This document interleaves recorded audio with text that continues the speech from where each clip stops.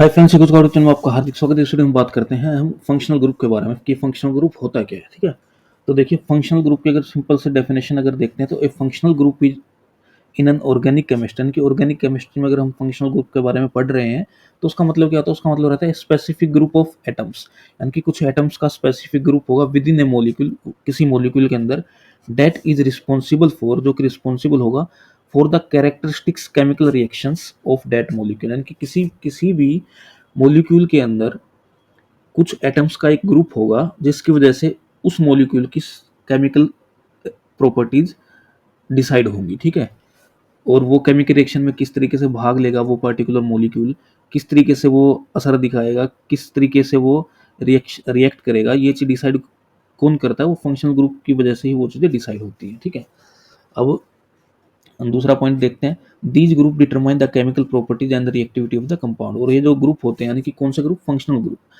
वो functional group क्या होता है? किस उस पर्टिकुलर कंपाउंड की केमिकल प्रॉपर्टीज को डिफाइन करते हैं, डिटरमाइन करते हैं कि वो केमिकल कंपाउंड किस की क्या खासियत होंगी और उसकी रिएक्टिविटी कितनी होगी, वो किसी भी रिएक्शन में कितनी तेज भाग लेगा, कितना स्लो भाग लेगा, भाग या लेगा ही नहीं, और लेगा तो क्या कुछ बनाने वाला है। ठीक है, और अगर दूसरे शब्दों में इसी चीज को समझाया जाए तो functional group are the reactive centres of an organic compound.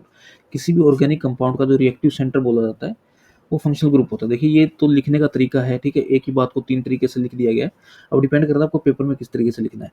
तो पेपर में आपको सिंपल से सिंपल लैंग्वेज में लिखना है। जहाँ तक सीबीएसई की बात करी जाए तो स्टेप बाय स्टेप मार्किंग होती है, कितने मार्क्स में आया है, किस तरीके से आपको पूछा गया उस तरीके से आपको लिखना है। ठीक है, तो अब अगर इसको मैं सिंपल सी भाषा में समझाना चाहूँ तो देखिए कुछ ग्रुप होते हैं। ठीक है, कुछ जिस तरीके से अगर मैं OH की बात करूँ तो OH एल्कोहल फंक्शनल ग्रुप होता है। ठीक है, CHO की बात करूँ तो CHO एल्डिहाइड होता है। इसी तरीके से अगर केवल क्लोरीन लगा है, ब्रोमीन लगा है, फ्लोरीन लगा है, ये सब क्या है? ये किसी भी एटम में लगेंगे तो उस एटम की प्रॉपर्टी ही चेंज कर देंगे। ठीक है, तो इसी तरीके से कीटोन होता है, C डबल बॉन्ड O, ये ये कीटोन फंक्शनल ग्रुप है। ठीक है, तो अब मान लीजिए मैं अल्कोहल का एक एग्जांपल देता हूँ आपको। सपोज कीजिए मीथेन है। ठीक है, CH4 है। अब इसके एक हाइड्रोजन को हटाकर हमें अगर, क्योंकि देखिए कार्बन के साथ चार ही चीज़ अटैच हो सकती है, तीन हाइड्रोजन अटैच है तो एक OH और अटैच हो जाएगा। ठीक है, मैं अगर OH को लगा दे रहा हूँ तो अभी ये मीथेन था, बट अब ये मीथेन ना रहकर ये क्या बन गया है? ये बन गया है मिथेनॉल। ये बन गया मिथेनॉल। अब ये सिंपल एल्केन की तरह काम ना करके ये अल्कोहल की तरह काम करेगा, सारी प्रॉपर्टीज के अंदर अल्कोहल की आ जाएंगी।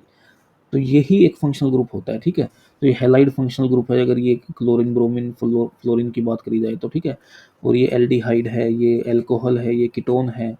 तो बहुत सारे फंक्शनल ग्रुप होते हैं। तो इसका फंक्शनल ग्रुप क्या होता है? फंक्शनल ग्रुप बेसिकली एक एटम का एक ग्रुप होता है। ठीक है, जो किसी पर्टिकुलर कंपाउंड के साथ अगर लग जाता है तो उस कंपाउंड की प्रॉपर्टी ही बदल देता है। ठीक है, और वो अब वो कंपाउंड उसी तरीके से बिहेव करा जो उस फंक्शनल ग्रुप की प्रॉपर्टी होती है। ठीक है, तो उम्मीद करता हूँ वीडियो आपको अच्छी लगी। वीडियो अच्छी लगी तो वीडियो को लाइक कीजिए, चैनल को सब्सक्राइब कीजिए, और ऐसी ही एजुकेशनल वीडियो से लगातार संपर्क में रहने के लिए चैनल को जरूर सब्सक्राइब कीजिए। अगर आपको कोई डाउट हो तो कमेंट सेक्शन में लिखिए। अगर आपको वीडियो अच्छी लगी वीडियो को लाइक कीजिए। धन्यवाद।